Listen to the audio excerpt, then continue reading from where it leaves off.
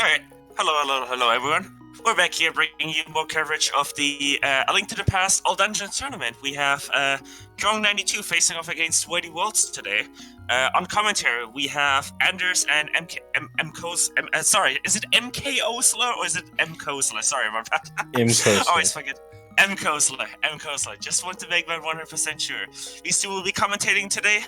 If you've been liking the coverage of this tournament today, I do want to say we have more matches tomorrow. We also have Kyong92 facing off against Obscure Lifeform tomorrow at 4 p.m. Eastern Time or 8 p.m. UTC, and then right after that, actually just 2 hours later, we have Greenham facing off against Sassnode at 6 p.m. Eastern or 10 p.m. UTC tomorrow. And starting in about an hour on Zelda Speedruns 2, we also have the Zelda 2 randomizer weekly race. So lots of Zelda content lining up for you today, but we're pretty much ready to go. I will pass it on to Anders and M. Kosler, and you two can take it away. Awesome, thanks so much. Yeah, thank you so much. Go ahead, Anders. Hi, everybody. I hope you're excited to listen to me talk for an hour and some change. I'm Anders, and I am one of your commentators for this evening. This is my friend Makosler. Tips Fedora. Yeah, we've got all dungeons, restricted major glitches, tourney race coming up. We're getting very close to the end of the group stages, so we're really close to some make or break runs from both of our runners. I don't actually have the challenge page up. Pulling it up right now. I know see that what they group are. These guys are in. Weighty is the number 2 seed, and Kyong is the number 3 seed in their group. Okay. This is, I believe, Kyong's first match. Yeah, it looks like it. Weighty already has one win. Kyong, like you said, hasn't done any matches yet, so he's got to be getting all those races in pretty darn soon. But yeah, with a win here, Weighty would be able to secure his way. I believe secure his way into the bracket stage. Kyong still has to face up against Kyong has the other two opponents. The other two in that group. So while we've been talking about their seeding and their groups and this and that, both runners have started. And if you know A Link to the Past, you may say, "Hey, this seems pretty familiar." Yep. This is the fabled escape, where you have to escape. It's really fun. This category, I guess we should probably talk about that, right, Kosler? Yeah. So we've got, like I said, it's all dungeons restricted major glitches. Legend of Zelda: Link to the Past has got a ton of different glitches that we can do that break the game in very small ways to very large ways. And as sort of a way to have a rule set that kind of provides a bridge between your no major glitches runs, which is probably the most popular run that you're going to see of this game, to your heavily, I guess we'd call them unrestricted major glitch runs. We have this restricted major glitches rule set, which basically allows us to do a whole lot to break the game, but not the most to break the game. There's a lot of things that we could be doing that could significantly change sort of the interiors of dungeons, may allow us to skip over a lot of required stuff that we would have to normally get inside dungeons, like our big keys or our individual items. We're doing a lot to make sure that, or we're disallowing glitches that would make that possible, and trying to keep a sort of closest to an NMG run, still doing all the dungeons in the game while allowing you to do a lot of mostly overworld and a few underworld glitches to sort of change the order and the traversal throughout the map. Yeah, we try and keep really most of the dungeons intact, and we are not going to be doing them in the intended way that, like Kosler has said, but also not the intended order. Yeah. So you may see that we're starting with escape, and there's actually a pretty good reason for that. So the escape segment starts the game, and you see it in the rain state. What that means is when you leave Link's house, it's raining, and that really kind of messes with the game's visuals and everything. So if we were to leave here, which is possible in some categories, we would be constantly interrupted, have some graphical errors, as well as a few different interruptions, like Zelda constantly being like, Link, Yeah, what's up? coming? What's up, Link? You coming? Coming to Yeah. save me? Yeah, So that plus getting on Death Mountain, Yeah. a lot of like the old man stuff that would normally give you the magic mirror doesn't quite work that well. So it's really just in our best interest to go through escape like normal. We could go to Eastern Palace and do that first, but I'm pretty sure mostly because Zelda is constantly yelling at us saying, hey, what's the deal? It ends up being slower to do so. There's nothing worse than being on the Armos fight and getting interrupted by Zelda mid-arrow shot. Or getting interrupted by Zelda during the pendant cutscene, which actually hardlocks your game. So that's right. That's the other one. I remember hearing about that. Yeah. But this is your run-of-the-mill escape scene. Hide from some guards, get around the ball and chain guard, avoid some rats and snakes. Are we really hiding from the guards? The guards aren't really. They're obviously not paid that well. We kind of just walk in front of them a bunch of times. They don't really have much allegiance. I don't think they really. They're definitely not getting paid.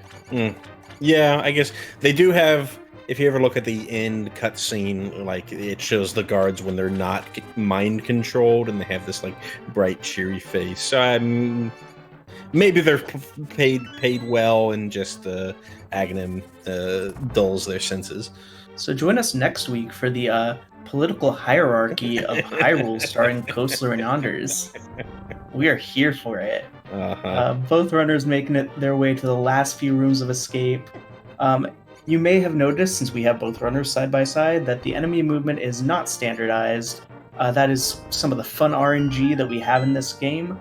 Though there are certain patterns, like rats, that you're able to read if you're a lot better at this game than I am. Cough, cough, Makosler. But both of our friends make it through with some nice escape times. And now we can get going with the first thing that is different from your any percent no major glitches route. You're gonna be looks like Kyong's both of our runners actually picking up the Sanctuary Heart. Most runners opt to pick up that Sanctuary Heart after Eastern Palace. There's some small reasons why you might want to pick it up before, if you decide to get silvers and doing death warps. Not having the heart refill when you save and quit back to Sanctuary would be a reason for it. But speaking of save and quit, that's definitely something that's different in this category compared to our no save and quit categories. All major glitch categories are save and quit categories. I would guess the main reason is a lot of the glitches that we end up doing in this game can be pretty easily soft locked, and really the only way that you can get out is with a save and quit. So rather than just force all of our runners to be like, run's over. We have seen soft locks in this tournament already, and we will see more. We've seen soft locks, we've seen hard locks, we've seen all sorts of locks. Lots of locks. We're very secure. Goldilocks. Fist lock is just right. We did actually see both of our runners opt not to do the first optional major glitch with the citrus clip. It's just a little bootsless clip that you can save somewhere around 7 or 8 seconds, depending on how good you are at doing it. But if you're not feeling it for that day, or just don't feel real comfortable with doing citrus clips, you can end up wasting way more time just attempting it over and over than to A lot of these clips, they save you a cute chunk of time as long as you do it right the first time every time. Mm-hmm. Yeah, but if you screw I it was up, going to point out we horrible. did see WeightyWords getting a little bit trolled by those disappearing, reappearing skeletons. Mm-hmm. Stalfos room didn't go quite as well, but handled the pickup pretty well. We are about to see our runners head to the Eastern Palace Big Key damage boost. You'll see this in basically every run. A few different ways to do it. Eastern Palace.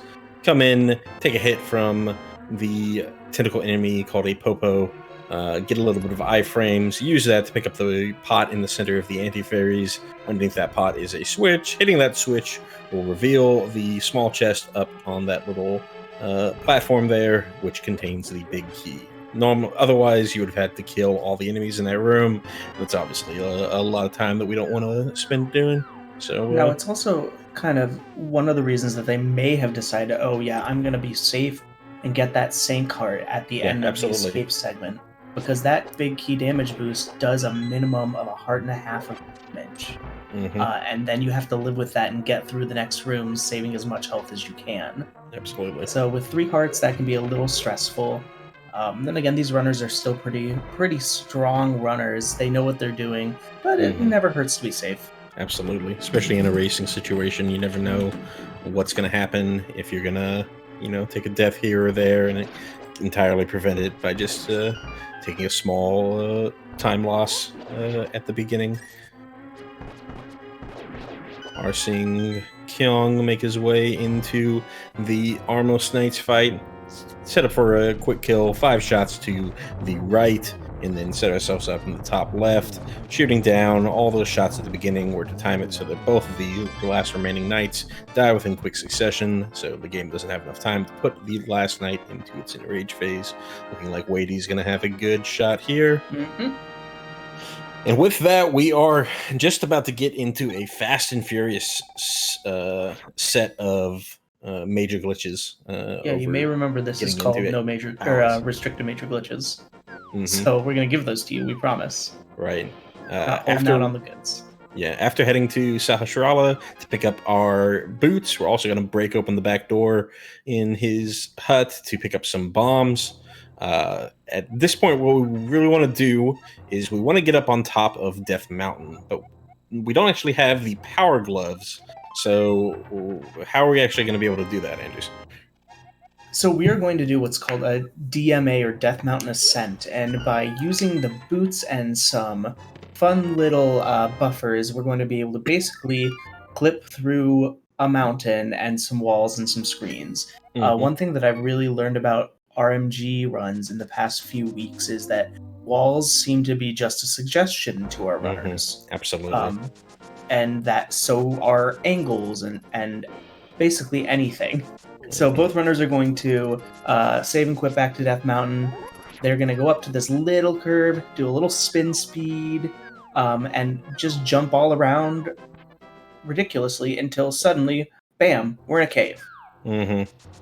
The camera, when we make that little move up top, we end up in a spot that's kind of off camera. We kind of broke where the camera was looking, so it didn't really look like we were walking on anything, but the camera was looking at a spot where we actually weren't. So we were jumping down the actual geometry of a certain set of ledges, and that got us right beyond the big block, the big stone that's normally blocking our way into that entrance where the old man is.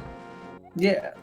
And it looks like, if I can just do some predicting, it looks like both of our runners have something indicating that they go for silvers, so we'll be able to guarantee with what Kyong does here. Yep, going for the Harris clip instead of the Kiki Yeet, so very likely going to be doing the silvers route.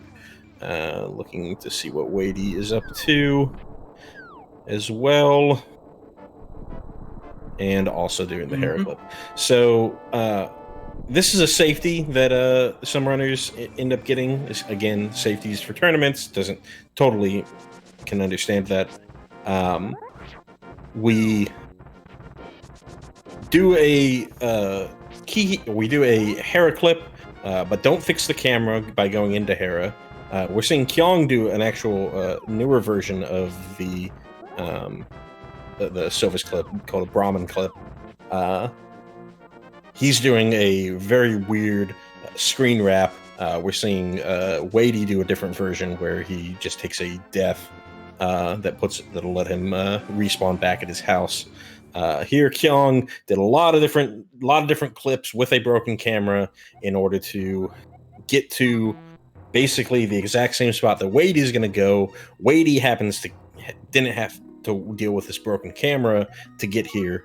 The reason that Weighty died versus just saving and quitting, if you die, your mirror portal, which is what they set up after they did the Hera clip, stays where it is. Rather, compared to a save and quit, the mirror portal would go away.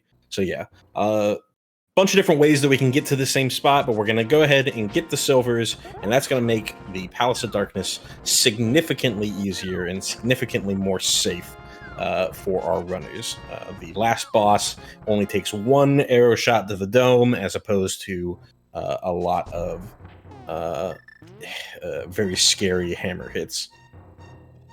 Yeah, so Palace of Darkness, as we mentioned, we're seeing a fun little bomb clip that Kyong is doing to clip his way into what is normally a much later dungeon without paying Kiki the monkey. I know how words work. Well, paying Kiki the monkey money. Yeah, that's totally what I meant to say. Mm-hmm. And we're gonna go into Palace of Darkness a lot earlier than we normally would. Now, it's a restricted major glitches category, so what can you expect? Right. Everything's a little weird. Yeah. Because we've entered it through this sort of cave state, the way the game works is that everything's basically, as far as caves and dungeons, on this 2D map. And so then when we clip into this area, the game doesn't quite know where we are. So it's also loaded us with 255 keys.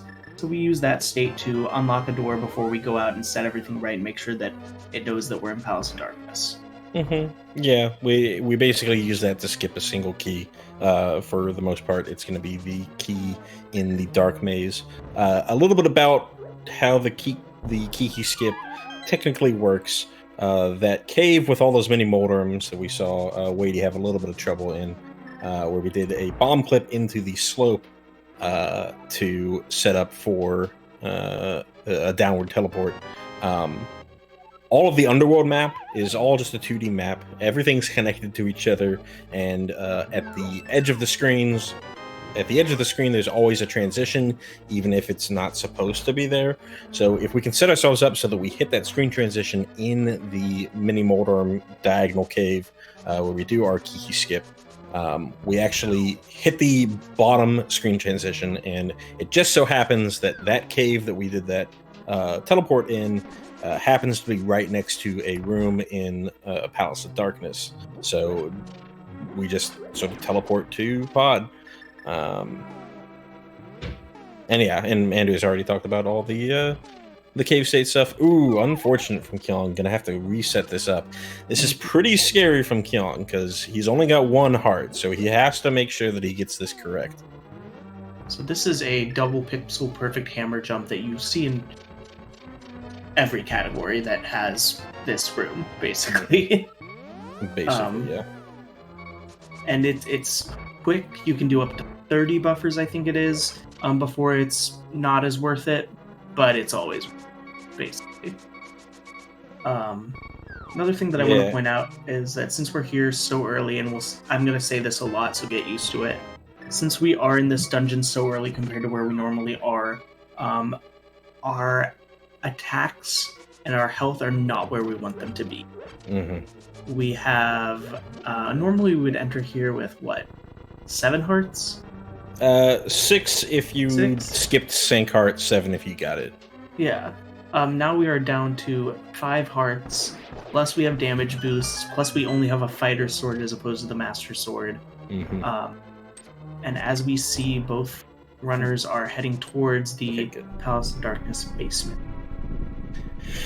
A little bit of a situation with Kyong. We have the Helmasaur fight coming up. One of the hardest things about this category is this Helmasaur fight.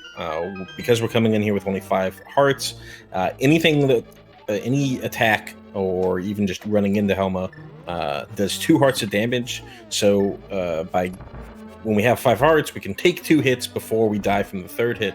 But we see Kyong already has 4, so they can really only take 1 hit. Luckily, they have the silver arrows, so the actual scary part of the fight shouldn't be that big of a deal, but just something to keep your eye on as he goes into this Helma fight. Mm-hmm. And that's one of the reasons why this is one of the many run killers of this category. Mm-hmm. After you get down past that mimics room that we saw earlier, there's no way to refill your health. Mm-hmm. The turtles will never drop anything, and they, like everything else in this game, just move however they feel like in the moment. So we see Kyong, taking a shot with a quick move there. Luckily, was able to nail him with that silver arrow. You saw both Kyong and Weighty, who's currently working on Helma right now, holding their sword out that extends the hurt box of your hammer ever so slightly, and it also is keeping it so that you're always facing forward, so that normally if you just aren't holding your sword out and you hit something with your hammer, you kind of reflect back off of it, and so you have to constantly be turning around. It's slightly faster to not do it holding your hammer, because there's a little less lag. Whenever you're holding your sword out, the game generates this little sparkle, kind of like what you see right around the crystal on WeityWords screen. And that causes a little bit of lag, but the safety of facing forward and increasing your hitbox, and the sword also tinks off of the face shield a little bit to give you a good indicator of when you should be able to smash down your hammer. Mm-hmm. But both of our runners getting through that section always a without good a day, death. always a good run. Yep, always a good day. And we're going to be heading back to Death Mountain to the Tower of Hera. So we will see another familiar clip. Watch it closely. You're going to see it a bunch. Mm-hmm. There's a different version of this clip that some other runners do, where they do a boots clip into the other side of that slope, slightly faster, but this is a very safe version of this clip, and if it's what you know, totally valid for you to use it. Yeah, there are definitely lots of ways, it seems, to do a lot of these clips, or at least to get the end goal that you need. And that's one of the interesting things about this tournament, is that we've just seen people do so many different variations. Oh, baby. John right now is doing a pot speed, which this is actually new and fun. Pretty new. Currently has basically no application other than memeing around in this tile room. The most important application. That's very true. If you true. ask me. You just go zoom. It works best if you make noises while you run around. Mm-hmm. The tile room is 45 seconds of just picking your nose. So if you can find different ways to make that room fun without taking any damage, of course. It's the Zelda auto scroller. The Link to the Past single auto scroll, not single, but auto scroller. Sure. Tower of Hera in and of itself is pretty darn close to what you see in most of the categories. The one difference is we are luckily able to fight the boss of the dungeon, Moldorm, using a hammer. Does equivalent damage to as if you came in here with Tempered Sword. Weighty having a little trouble in this beetle room. Does essentially the same damage as if you came in here with Tempered Sword, and it does basically 2 hits per hammer hit, so it allows us to skip over the enraged state, since we never actually get to the last hit. We go from 2 hits to 0 hits. In the meantime, Weighty somehow lost his. Didn't quite see where he fell. I didn't either. Think it was in the long room before heading up to petting zoo. Yeah. So yeah, losing a little bit of time. Had to fix the camera a little bit in order to actually be able to shoot the switch at the bottom of the screen. In the meantime, Kyong pulling off a pretty textbook. Ooh, another fall from Weighty. Falls again. Kyong pulling off a pretty textbook Moldorm fight. Things are hard. Mm-hmm. You know, those bomb jumps, they make them look so easy, but really they're not. I mean, they are. There's a certain set of pixels that you can use to have that bomb propel you over, depending on how many pixels you are from the edge. And then there's the bomb, and then there's the timing. You can bonk to make it easier if you're on the right pixels, but man, it's like one day you'll be feeling great about it, another day. There we go. Oh, that's okay. it. There we go. In the meantime, we needed to our next stop in this weird. Ooh, good lord! Taking some damage. Taking some damage down to 1 heart. But he did. I believe he hit the switch. Yeah, he did one of the times. I don't know if he did it this most recent time. Yeah, that's very true. He did. did. We're good. We're in Thieves Town on the left. Yes, we're in Thieves Town on the left. When we wanted to leave Tower of Hera to go to Thieves Town, but we still technically don't have a way to get to any of the Darkhold portals on the lower portion of Light Hyrule, because we don't have any glove to lift up any of the rocks. So we have to do something called a DMD, which is just the opposite of DMA, which is getting off of Death Mountain. So a little spin speed clip into a corner, followed by a little bonk, and then walking down gets you into this auto walk state, which puts you off the mountain onto the base of Dark Hyrule. Yeah. Meantime, so Kyong had a good God Pixel in Hellway, but just got blocked by that Patrick Star there. They're just bullies. Bullies who live under the sea. You'll see Weighty doing that aforementioned DMD right here. Kyong heading up to the top of Tower of Hera to blow up a ceiling for no reason.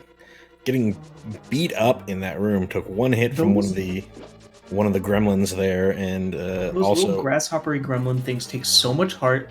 They do so much damage, and they're like barely anything. Right. It's just so mad. Yeah, you think they're going to be nothing, but they deal 2 hearts of damage each, like most of the enemies in here. Ooh, nice dodge of that Zezek shot. And that's another good point. Like we were talking about earlier with our equipment not being up to par with what we'd normally have in a non-major glitch route. We can't just run through these enemies and skewer them on the end of our Master Sword. We don't got no Master Sword. Yep, we got this little dinky fighter sword. And that thing just clinks off them. I mean, you can't do much with it. Let's just say. Seeing Kyong take some extra safety, taking some time to pick up some of these hearts in playing this a very prison here. Ooh, ended up still taking that hit from the jelly there. Even those little jellies do 2 hearts of damage to you. And I'm like, you're jelly. What is wrong with you? I know. We have our first and last strength upgrade. We will never need the other one. Yep. Unlike in something like Rando, our upgrades are not progressive. In fact, if we were to, for some reason, go pick up the power gloves when we head to Desert Palace in this run, it would actually deprogress, and overwrite our glove, which would be. It's not a run killer as long as we do a one particular clip to get into Ice Palace. We're pretty fine, but if we don't do that clip, then yeah, we are in a lot of trouble. Really, there's only one spot in the entire run that you actually need any strength upgrade. Is that true? Maybe two. I don't know. I'll have to think about that, and I'll get back with you. Yeah. Because this room that Weighty's in right now, Mm-hmm. he doesn't have any strength upgrades, so he's killing all the enemies to open up that left doorway, which normally we would just bypass with any strength. Does it well, makes it through. On Kyong's side, Kyong has just gone right through blind. One of the nice things, I guess, about doing blind this early is it just doesn't matter. No matter what, blind takes the same number of hits and the same number of damage for everything. So you don't really have to change much. The rocks in front of the back of Desert Palace. Yeah. And you Cold need that. Store. So 2. Oh yeah, 2. That's right. Though you can technically, there are clips to get around those rocks. There are. I've seen those. I hear it's not too bad. Could mirror inside the circle rock. That's a good. See, I'm right, Coastler. Jeez. Yeah, but then you'd have to get outside of the circle of rocks in order to get to the. Don't ask questions. To the big key. I'm not asking questions. Don't poke holes in my logic. All right. So, since no one said it yet, I'm gonna say it because it's something that always has to be said. Blind is a scripted fight. Yep. We saw Kyong pull off a very good script in their fight. Weighty as well is on stage 3, looking real nice. In the meantime, we're seeing Kyong do the really only change in the Skull Woods segment between Skull Woods NMG and Skull Woods AD. We do have to pick up this Book of Medora. We don't need it to get inside Desert Palace. We'll do something else to get inside Desert Palace, but we do need it to pick up the Ether Tablet because we don't really have a way to get inside Misery Mire without having Ether. Yeah, we have a few unitaskers in our inventory in this run. Ice Rod, the Book of Majora. In my opinion, the strength upgrade. Yeah. So we got to go out of our way for it. It can be pretty easy to forget, especially if you're just doing the run. We saw Kyong do a version of getting that book called Frog Door. It's because there's a frog and there's a door. We have very great names for a lot of our tricks in this game. Many clips are named for the thing that they do. Yes, they're very utilitarian.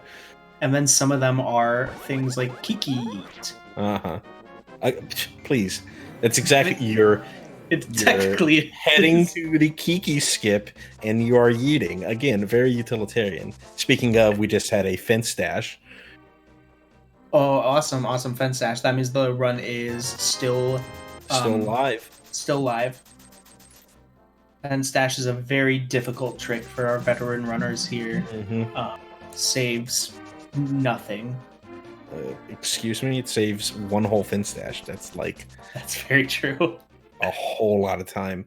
Both of our runners actually doing Kiki, not Kiki, Frog Door, by the way. Frog Door, okay. Are we gonna see any chest turns in this too?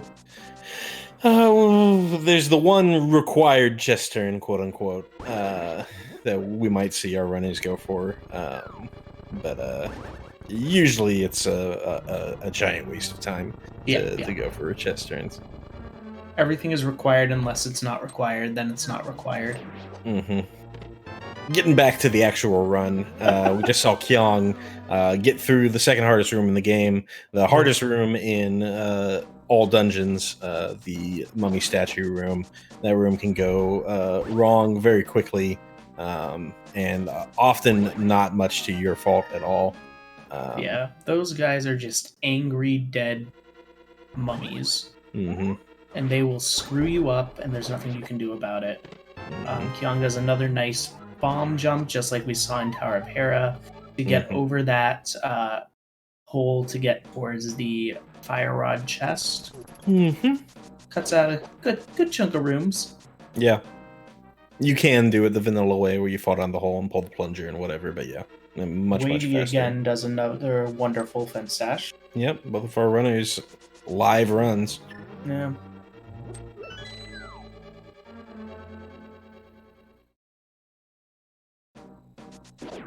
As our runners are making their way through some pretty NMG territory, let's go ahead and take a look at what our runners' times are. It looks like Weighty golded Thievestown, so good on Weighty. I'm trying to see what Kyong's PB for this category. Got it 2 days ago, 1 hour, 13 minutes, and 27 seconds, so a very good PB time.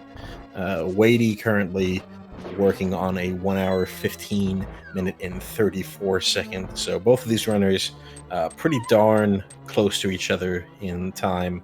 And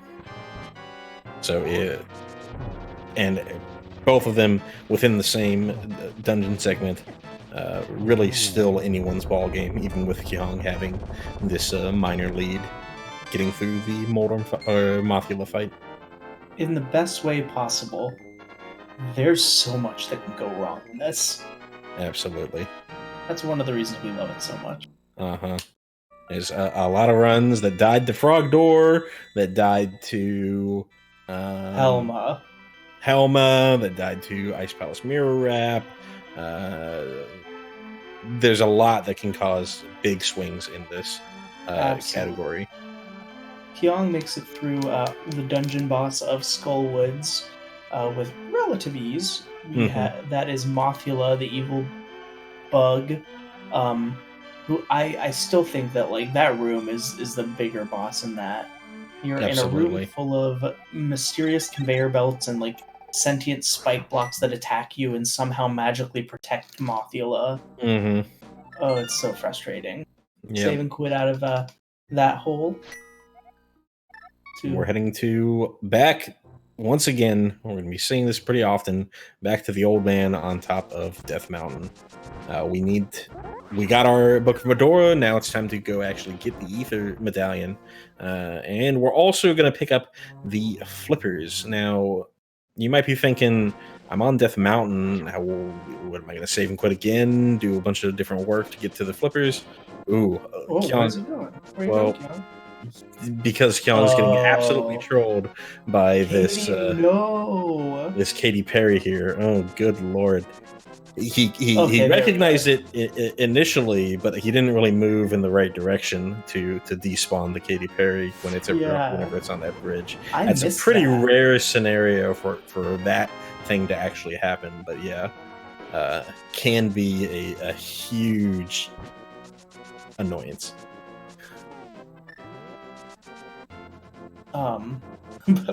We were talking about something. Yeah, we were talking about getting off of Death Mountain to go get the Flippers. So obviously you go to Turtle Rock, right? Yeah, you go right towards Turtle Rock. Very similar to what happens with getting into the Palace of Darkness. All the overworld map is also on a 2D plane, and some of these screen transitions go to kind of logically understandable situations. It's kind of the farthest right of Death Mountain. This is kind of the farthest right of the map. So we just take an unintended route to get into Zora's domain. You might notice that things look a little funky because we loaded in to Death Mountain. It loaded in all the Death Mountain tile set, and because we took that unintended transition, it's still got the Death Mountain tile set. So the game's doing its best to try and render this out, but it doesn't look that great. That's very true. And also, when it's in that glitched state, you can actually see the edge of the water that you can run on a lot easier. Absolutely. So you may think she's blocky, but she's great. Uh-huh. I would like to formally apologize to Coaster for having to commentate with me. In the meantime, we're seeing Kyong do a little glitch just to get over this ridge right here. Another optional thing that you can do, you can very easily just run around here and pick up a block. But this part right here is not very optional. We need to get into the mire area, but we don't actually have the flute. Normally, the flute's the only way that we can get there. So we do a little clip called Fruitless Mire, do a boots clip into that slope, get up on top of the ridge, make it over there.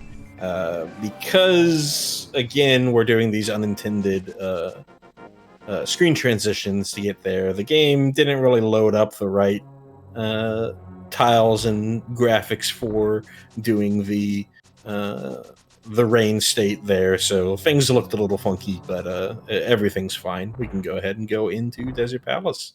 Now, if we had played too much into the game while skipping the escape portion, would the rest of the overworld map have turned like that?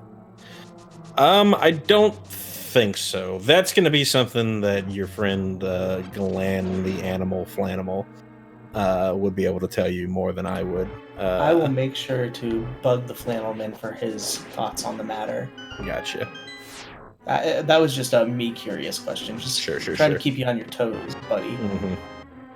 So, since we are jumping around in desert, going through the back door, we can kind of do a portion of that first area in a different order and just dash on out, because we, unlike we were in Thieves Town or Palace of Darkness, we're a little overpowered for what we're used to in this. Yeah, absolutely. So you just bop your way through, no issues, go to the Desert 2 area, slice through these enemies, which you could have done anyway with any sword, but it still looks cool with our tempered sword. Mm-hmm. The main benefit of waiting this long to do Desert Palace is the boss. Normally, Lamula is probably the hardest boss in the game. Having to fight it with just bow and arrow and some fighter sword can be very, very difficult. Here, we're extremely powerful.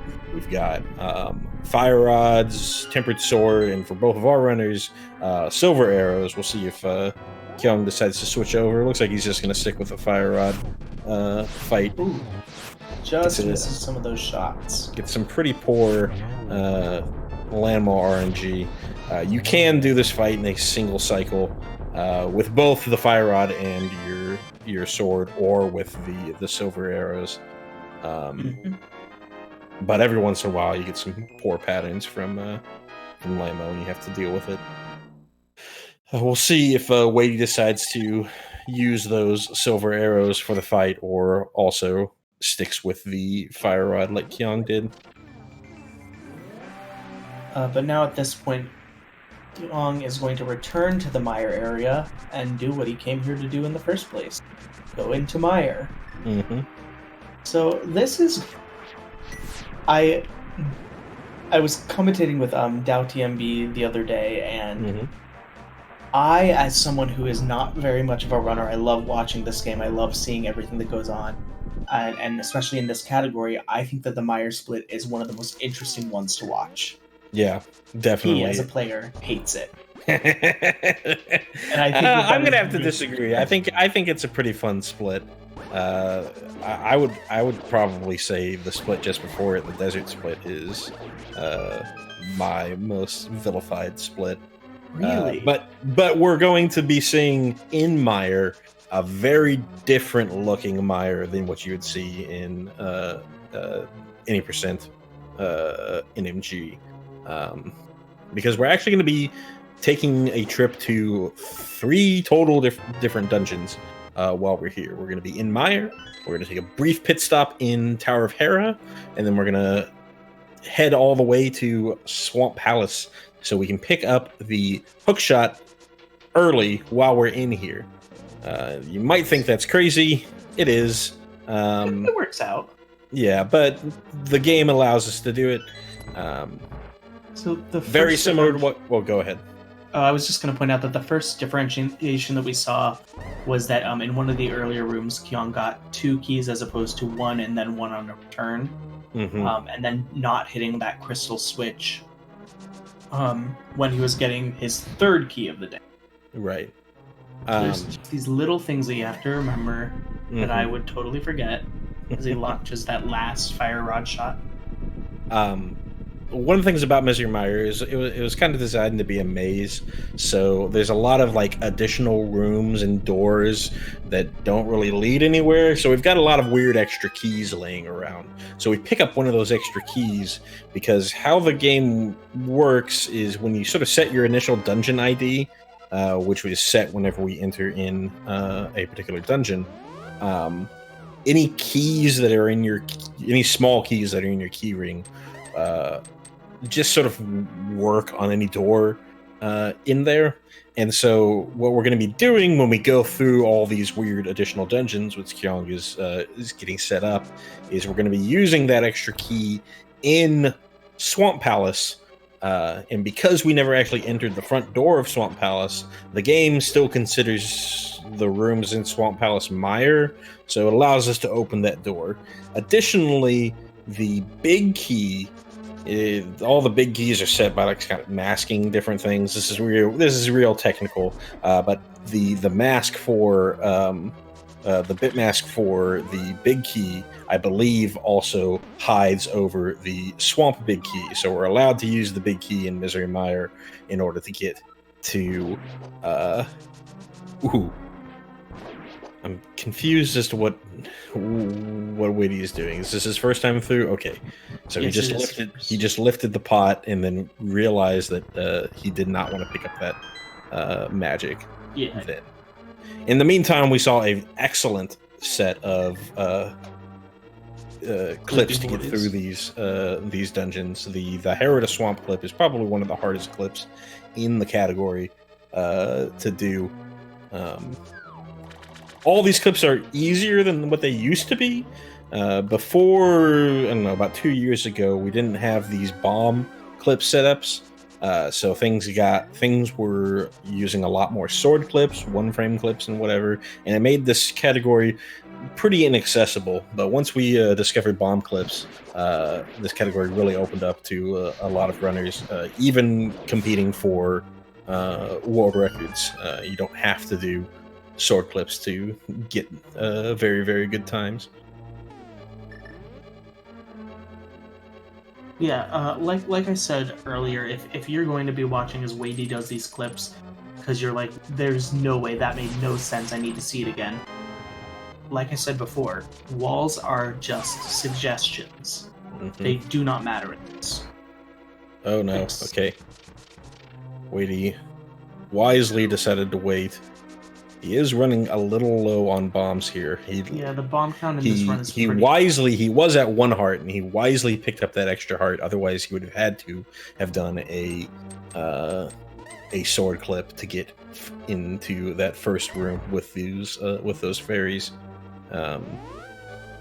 He is sitting on a pretty low bomb count. He's gonna likely need to pick up the bombs before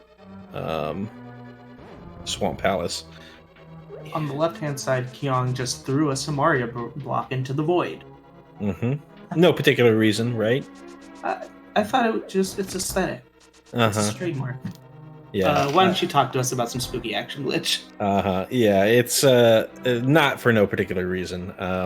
So you might have heard of the spooky action glitch in the RMG runs, but because we don't have the flute, we don't have that way to set up our altitude variable, so we use the original way that we figured was going to be required for this glitch, throwing a block into the void. That sets the altitude variable to its highest point, which is why we need to do that middle room where we skip having to go through the bombable wall room at the very bottom of the screen, because we're at our highest point on our altitude variable. So we have to do a little bit different setup, do a fire rod dash down at the very bottom of the room, dash all the way up to spawn in the switch so that the splash hits the switch on the other side of that wall, and we get on through that room. Meantime, we saw a benefit from the silver arrows from Kyong, not even have to worry about the normal Vidi fight with the tempered sword. Yeah, there are a few different strats you can use. You can hope that you have enough health to go into the goo and do some spins and maybe some arrows. Or you can hide over to the side and pray. my preferred strat. Mhm. Or you can just skewer him with some silver arrows, and he has no idea what's coming. All those eyes had no idea. Yeah, you might think that it's a massive time save because it takes a lot longer for your spins, but there's actually the amount of time it takes between or to get to its initial eye open in the lightning launch phase is always going to be the same no matter how fast you are. So so either it's one cycle or one cycle. Right, yeah. Or, you gain a little bit of time at the actual killing of the big eye, but other than that, it's not much faster. Absolutely. Meantime, we saw Kyong. Once we got into Mire, we have to escape Mire. Easiest way would be to save and quit, but it loses you about 20 seconds versus doing a variety of different clips. We saw Kyong do the fast Mire escape clip. Absolutely. Goes into the dam in Light World, releasing that switch, and not quite getting past that fairy. Having to slow down for it. Weighty on the other side opted not to throw a block into the void. Well, no, he did. He just did he just something? Yeah, just something was not working correctly. I didn't see if he accidentally disarmed it or not, but he did 2 attempts at the spooky action glitch and decided after 2 failures to just cut his losses. Sitting again at a pretty precarious bomb situation. Hopefully, he picks up a bevy of bombs in Swamp. Swamp is really our last best bomb farming area.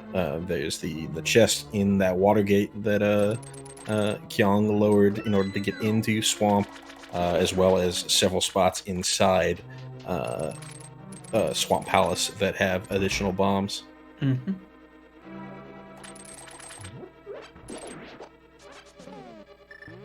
We're gonna see a cool new glitch called Diver Down on Kyong's side, proving that the Cane of Samaria is just as broken as you thought it was.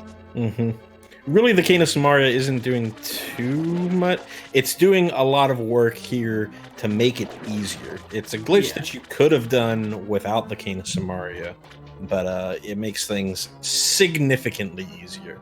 Well, what we're doing there is how the water works is there's essentially just like these I think we call them like deep water tiles that are surrounding these little areas near where we're jumping off of the dry land into the water, and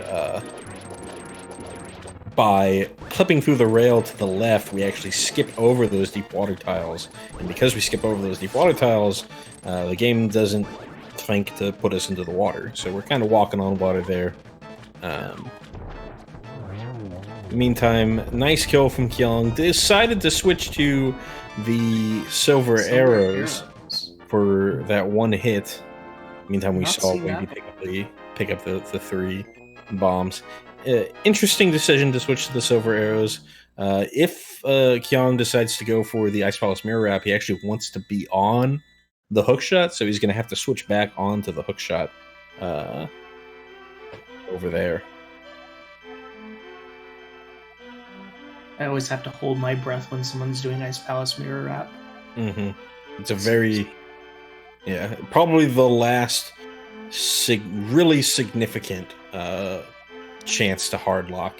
And if you do hard lock, then you're losing a lot of progress all the way to after you picked up the flippers. So Desert Palace, Misery Mire, and Swamp Palace all have to be redone. So we'll see what Kyong ends up doing here. Going back to the hookshot, where you're and heading up to the mirror wrap.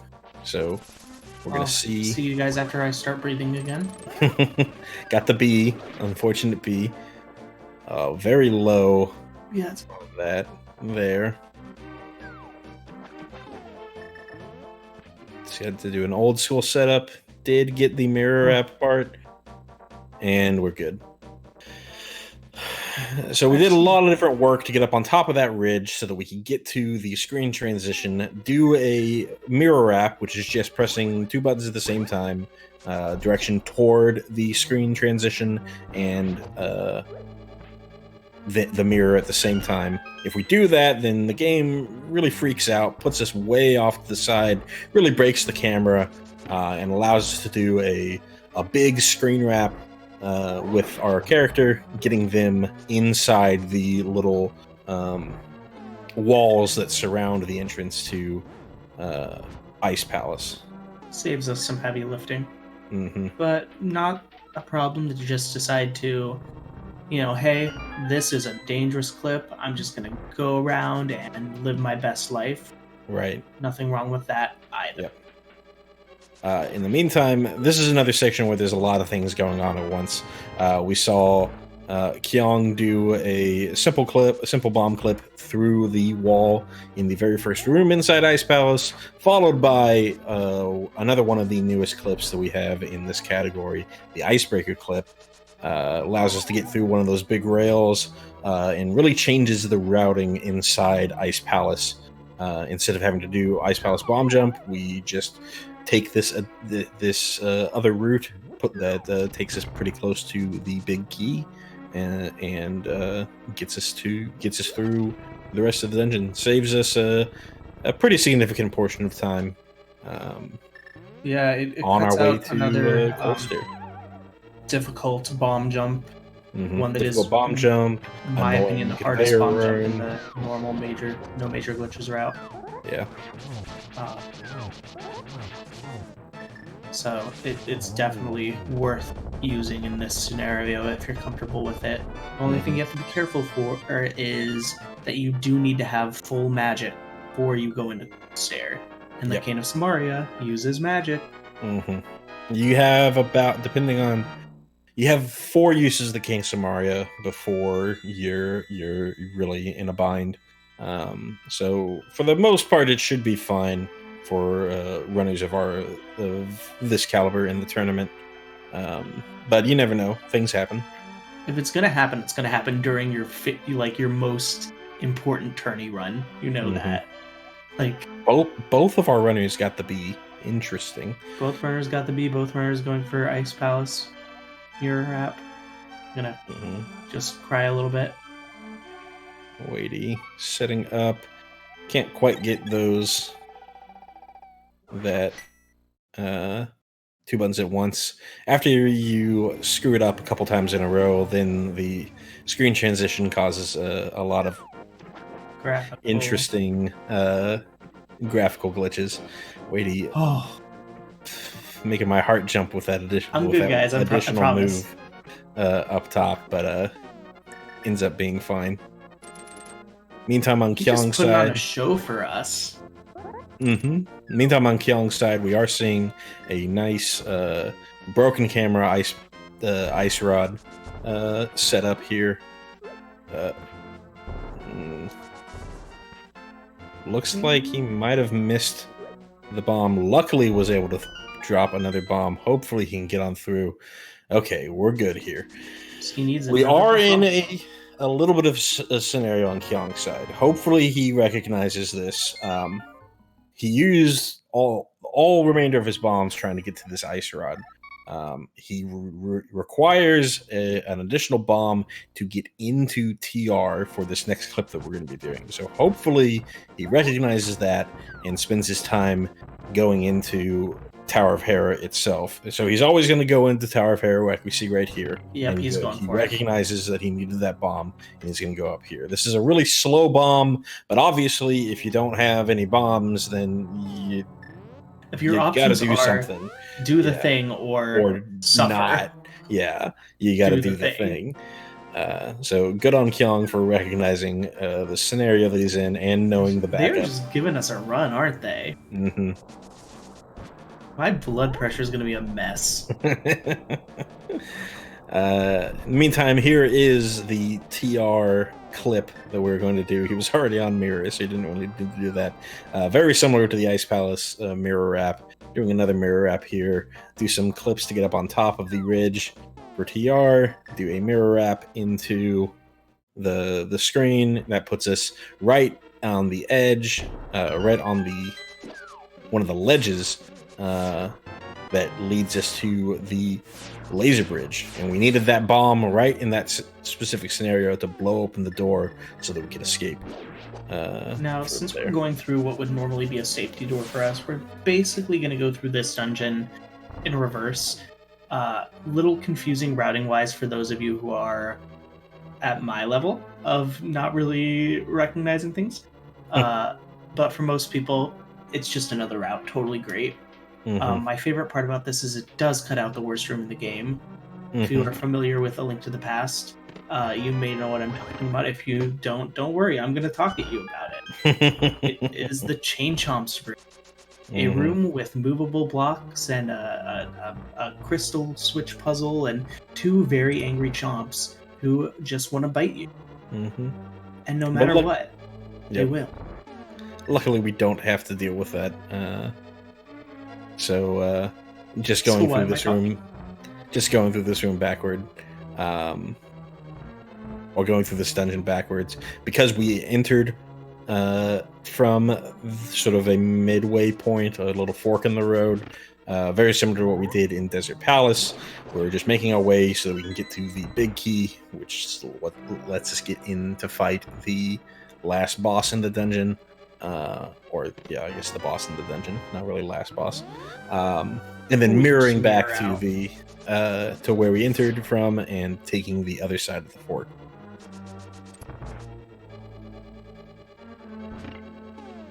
So on Weighty's side, a much safer, I'm gonna run up and do the ice pallet or the ice rod screen like normal. Not having to worry about picking up any extra bombs. He's actually got the exact number of bombs needed for the rest of the game. What I really think is cool about this tournament is that the runners can know what the other one is doing, and so they can see, oh, shoot, I'm doing all right, but if I screw this up, do I really want to risk screwing up, for example, this ice rod screen or the ice palace warp wrap thing, and make a decision based on that. So there's a lot of plays that can happen strategically, which I really enjoy, as opposed to a rando, for example, where if you're looking at your opponent's screen, it probably isn't going to be too good. It's probably not a good thing. Would not be great in that scenario, but luckily we don't have to deal with any of that. Kyong did give us a little bit of a scare on that Trinix fight. Took 1 hit, and had he taken one more, he would have been donezo and had to go back to that fight. But luckily he pulled it out in the end. Just had to take an additional head cycle, center head cycle there. Now we have the Zelda final boss, where she just talks at us for longer than anything else in the game. Not quite true. The Swamp Palace Maiden is the longest talk for 55 seconds. This is actually 3rd or 4th longest at 47 seconds. You're right. You might think, okay, so we're just going to do this like an MG, right? We leave Tower of Hera, go open the door, play the cutscene, all that stuff. But you saw when Kyong left the Turtle Rock, you're actually stuck in the head of the turtle because we never actually opened that up. We can mirror and then do a bunch of different stuff to go back and forth, but it's actually faster for us to save and quit, go back to that old man, do a bunch of different stuff for a clip into GT, even though we already picked up all the crystals that would let us get into GT normally. The Kyong did the very similar to what he did when he was going to get silvers, did the Hera clip, but didn't fix the camera. Make his way down to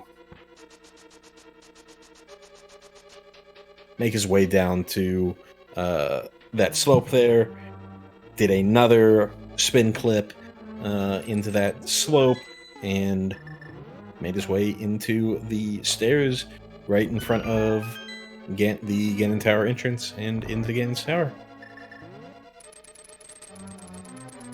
So the other nice thing about clipping into GT the way that they have, or they will, is you don't have to sit through the whole crystal spinning animation where the crystals come out and they're like, "We're gonna open a door for you." I'm going to think that's how they talk from now on. You mean that crystals don't talk to you like that all the time? No, not until this very moment. I'm doing very well in quarantine. Can you tell? Weighty having a little trouble here getting the requisite hits on this Firehead. Currently sitting at a little low on the magic. Luckily, he makes it through the heads, though. Gets it through both the elemental heads. Had he not gotten that ice head right there, he would have been forced to mirror out because he would have been out of magic. Oof. Double spin and a slash to the head gets the third head out of the way. Mm-hmm. I made that sound like it was like something your mom would tell you. You made it sound like griddle cake, slice of ham. You caught me. We see Kyong falling into a room full of Armos, but this time it's on ice. It's Armos on ice, everyone's favorite place to take their children. That's so much easier with silvers, even though you're on ice. Yeah, absolutely. Make our way, get our big key. With silvers, you don't need to worry about picking up that extra set of arrows because all of these mimics are going to fall pretty easily. You could get a little unlucky with no mimic drops for arrows, but even with 2, or I guess you'd have 4. I guess you'd have 6. I should just stop counting. I mean, still technically, there's a chance, right, that you could get nothing. Yeah, but you would end up with 6 still, which is what I was trying to. The number that I was trying to get at, but I couldn't do math. It's okay. Yeah. I have 3 degrees in music. I don't know math well.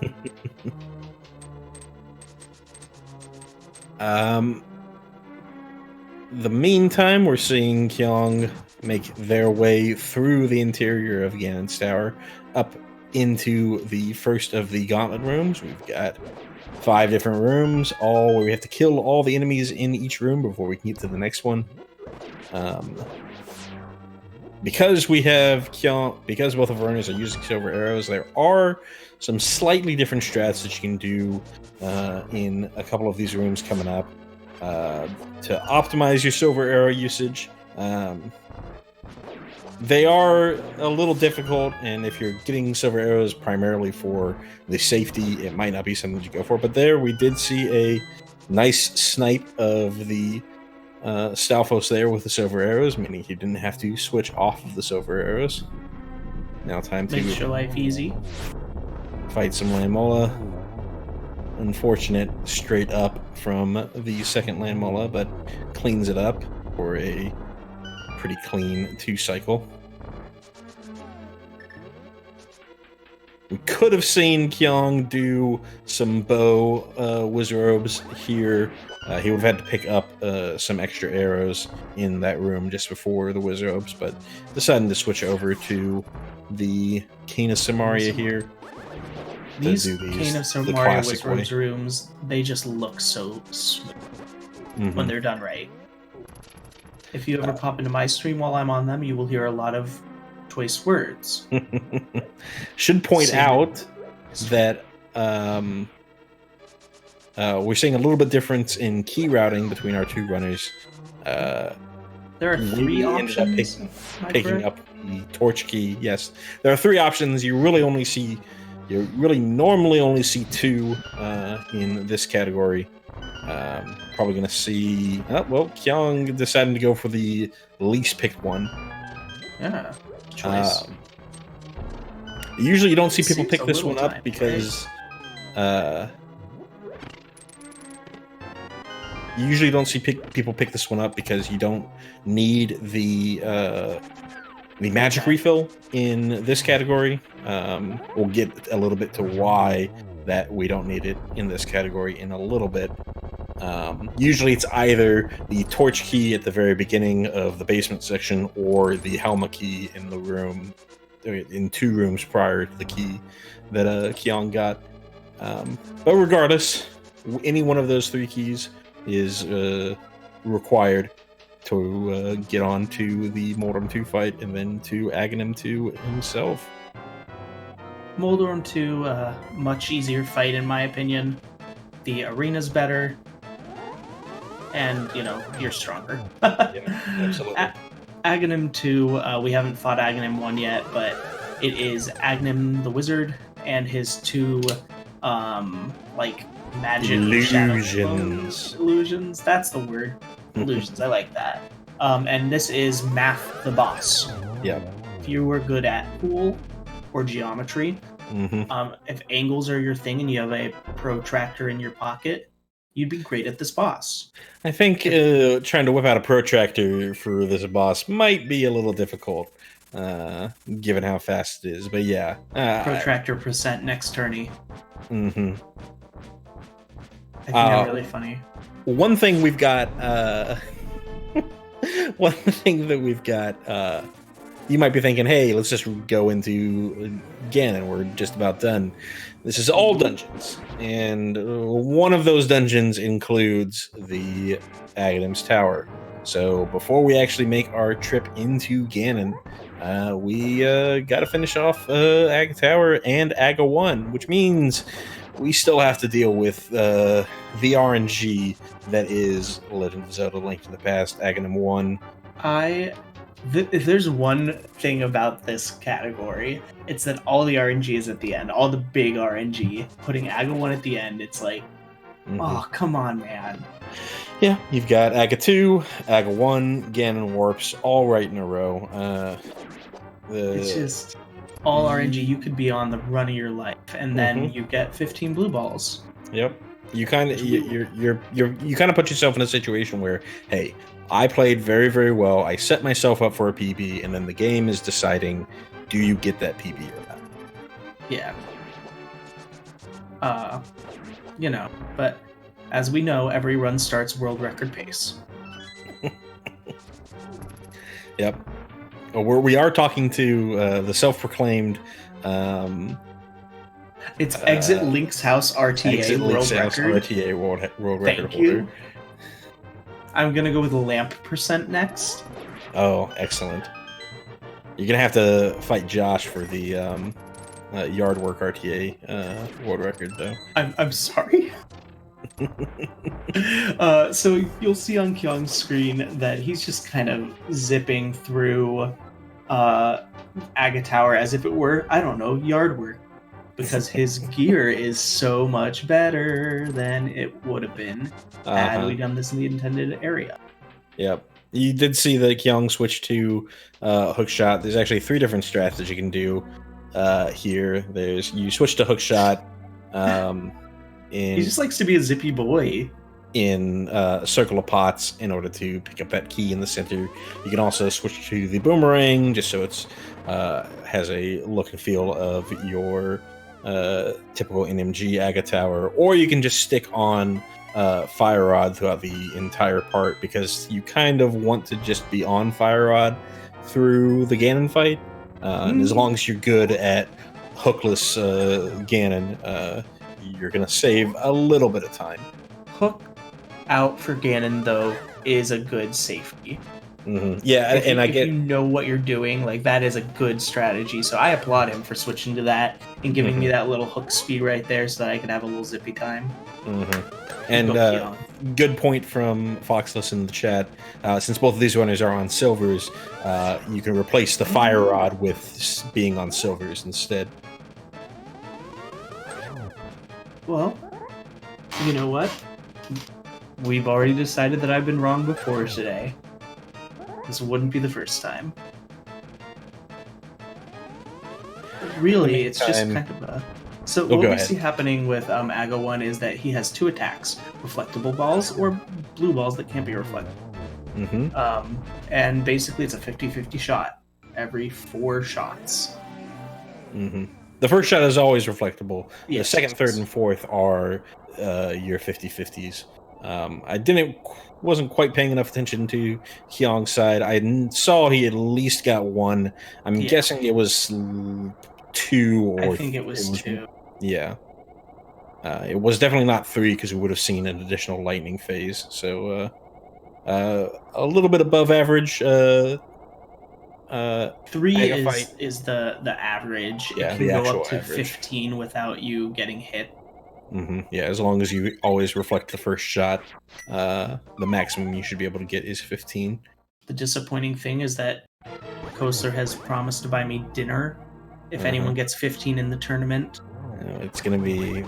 it's a pretty good bet on my end. So we see Kyong hanging out in the Ganon fight. Ganon has 4 phases, the first of which where he throws his trident around, but Kyong's so fast that we already missed it. The second is this spinny trident fire bat phase.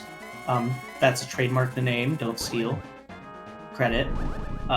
Which he has already gotten through. And the third is him warping around and jumping and destroying his house.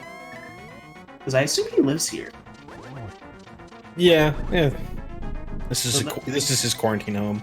Yeah, he's trying to social distance, and Link is not letting him. Absolutely.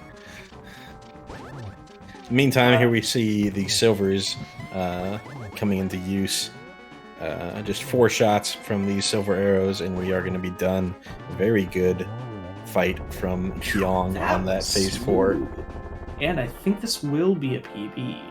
No. Kyong has a 113. Right? 113, mid 113. Because I still swear, a very good run. I'm just trying to see if you are paying attention. In the meantime, Kyong coming in with an official SRL time of 1 hour, 14 minutes, and 36 seconds. Their first match and their first win on the board. Very nice run from Kyong. We're going to see if we can get them in to talk about their run.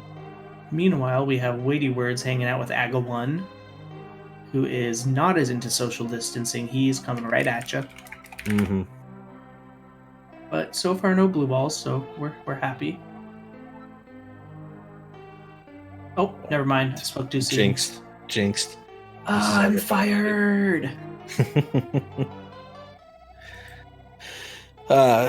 Each blue ball that we'd see from Aga is a 6-second time loss. When you get a total of 3, 7, 11, or 15 blue balls, you get an additional lightning phase, and each additional lightning phase is another 6 seconds time loss. So you can see how this stuff starts to add up.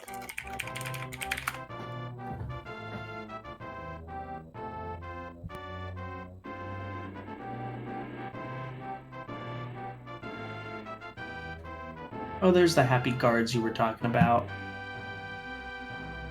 Alright, gets through Aga 1. One of the nice things about having Aga 1 at the end of the match is that you get that full refill, which you wouldn't get if you were heading out of Aga 2 for whatever mean reason the developers decided to hurt me with.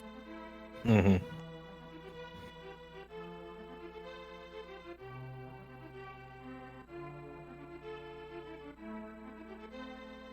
Just a little bit more to go for WeightyWords. It's like Weighty's getting through the X and then just heading down that scary hole.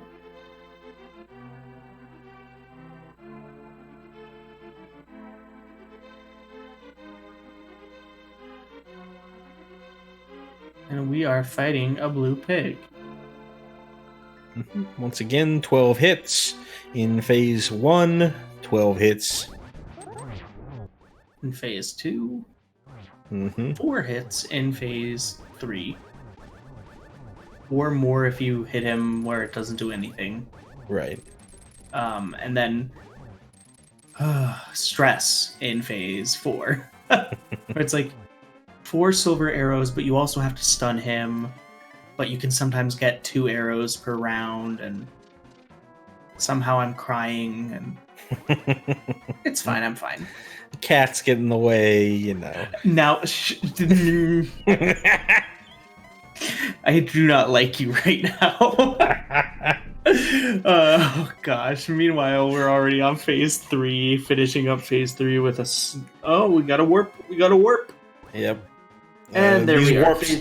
These warps are also coin flips, just like the Aga fight. 50-50 chance in whether he decides to warp or stop where he. And still gets the torch glitch. Ooh, almost with a 3-hit, but still able to get a very nice phase 4 with silvers. Nice.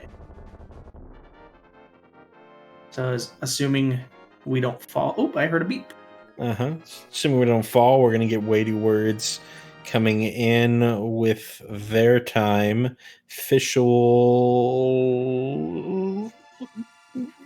Okay, there we go. Official SRL time of 1 hour, 18 minutes, and 17 seconds. GG's to WeightyWords. And just with that beep, we do have Kyong joining us in the chat for a post-game interview. Congratulations on your victory, Kyong. Hey, thank you. Yeah, this your first, as far as we can tell, your first match of the tournament. So, how do you feel coming in, getting a big win on your first go at it? Yeah, I'm pretty happy with this result. Obviously, the last couple days I did some offline practice, and especially the pod segment wasn't going so well. So I decided, okay, I'm definitely going to go get silvers because I'm the kind of player that prioritize finishing runs a lot. Well, we like to see that. Yeah, I saw that you did the Brahmin silvers route was just being slightly faster than you for doing it. Yeah, I mean, other than the very basic like that form or DMA, I don't actually know how to do the river clip. Yeah, the river clip or whatever. I don't know that tech anyway, so that's definitely, if I was going to learn from zero, I just picked the better ones. Gotcha. Makes sense. I will say you had me go ahead clutching my metaphorical pearls when you were heading into TR and you did the clip up to Hera. I was like, oh my gosh, is he going to go in and get in that last bomb? And thank goodness you did. Yeah, that was kind of weird. Not sure exactly what I did wrong there. That's definitely something I haven't practiced as much as well. So, but you handled it beautifully. Yeah, knowing where your backups were was very good for you.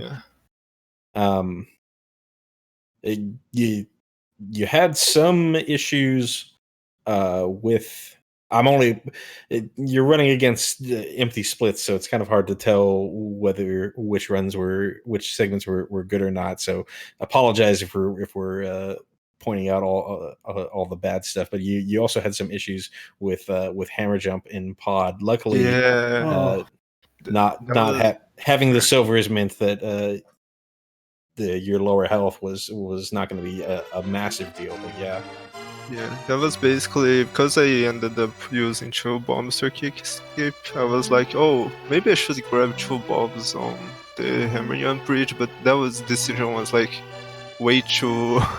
I did the decision way too late, so I kind of ended up scrambled there a little. Meantime, we just joined by WeightyWords. Congrats on your run. Hey, thanks. GG Kyong. GG's. Weighty, so we just got you in. How do you feel about how your run went? I'm not happy about it, but I'm just glad that I finished 380 runs in the tournament. Just finishing runs is a good thing, I think. So even though I didn't really get too close to my PB, I'm just glad that I was able to power through and finish it. So. Yeah, you had an unfortunate adventure in Tower of Hera. Yeah, falling several times through those floors. That jump is just so finicky. I just think that I was really upset about. I've never fallen where the first fall I did. I just never fell there before. I guess I just wasn't flush against the wall, which I always usually check against it, but I guess I wasn't. I was thinking about other things, so I was kind of flustered, and I didn't release my spin for the Hera bomb jump, which made me fall, which made me even more flustered. But right. I feel you. Right. Yeah, and the second time you were up there, you failed the spin, and then you were like, well, do I try to go for the bonk? And then you were like, no, I'm just going to try it again. Yeah, so I'm just I'm glad I didn't fall twice there because that would have been really sad. Did follow it up with, I think, a gold TT, so it didn't totally knock you off of your game. Thieves Town is good, and I really like Thieves Town in this category because it just like reminds me of Randomizer because you like go in with Fighter Sword, not very many hearts. That's why I like it. Yeah, definitely. Oh, we are complete opposites. I would like it to be like, oh, I go in Randomizer and I have red mail and 20 hearts and everything can just get out of my way. Unfortunately, not the case. So yeah, trying to think anything else in particular that was notable. Was there anything? We'll start with you, Kyong. Anything about your run that you wanted to highlight? Anything that we might have missed? Not much, I guess. I think it was pretty solid from at least most of the second half. Like, most of my mistakes were very like concentrated in single spots instead of just losing a little bit of time everywhere. I guess I should ask: Were either of y'all watching the other runner while you were running, or do y'all prefer? Yes. To... I had the restream up, yeah. Okay. Did you? Because Anders was nervous about the Ice Palace bomb jump. Did you, Kyong, think about? That was what you thought it was. Did you think about the not going for the Ice Palace mirror wrap after leaving Swamp? I definitely considered, yeah. I was like, what are the odds, right? Right. But yeah, I definitely took a lot of the second half more carefully, just because I knew I had some leeway. Yeah, and I knew he was ahead the whole time after Hera. I didn't even need to watch the restream to know that I was behind after that Hera. But gotcha. I normally don't watch because it gets distracting for me. But like the restream was up, so it was really convenient to like compare, I guess. So I just had it up on my phone right next to me. Anders, did you have any questions for either of our runners? I just wanted to thank you guys for having such a great race. It was kept me on my feet. Really, really good show today. Ready? Yeah. Am I free to play? I don't want to like interrupt. I don't like interrupting, but there's some people, you know, that want to see more Zelda speedrunning content. We do have the Zelda 2 randomizer weekly race. It's actually going on right now, so we'll be sending you over to that shortly. Do stick around tomorrow, though. Tomorrow at 9:30 a.m. we have the Minish Cap randomizer, another tournament match between Arrow Razor and Nimbus. That's going to be at 9:30 a.m. Eastern time, or roughly afternoon for Europeans, late noon, afternoon. And tomorrow at 3 p.m. Eastern Time or 7 p.m. UTC, we have the OTR Standard Tournament match versus for the losers bracket match between Kolo Osu and Karyosa. So do check that out as well. Or of course, we have more All Dungeons tournament matches tomorrow. Kyong, you'll be facing off against Obscure Lifeform tomorrow as well at 4 p.m. Eastern. Yep.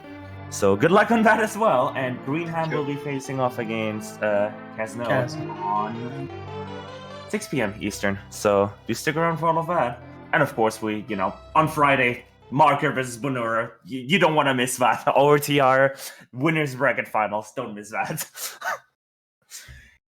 But yeah, that's it. That's it from us. And as usual, I'll let the players and the commentators end the stream. So thank you for making this possible.